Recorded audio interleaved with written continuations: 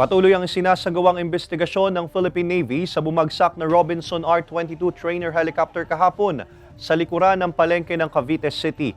Bago tuluyang bumagsak, namatan-umano ng ilang mga residente na pagewang-gewang sa erang helicopter at sumabit pa raw sa mga punong kahoy.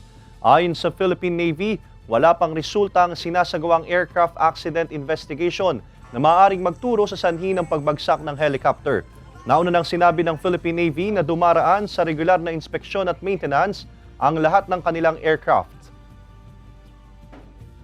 Similar with all incidents na katulad nito, we cannot ascertain at this particular point in time na kung pilot error ba siya o mechanical or material failure.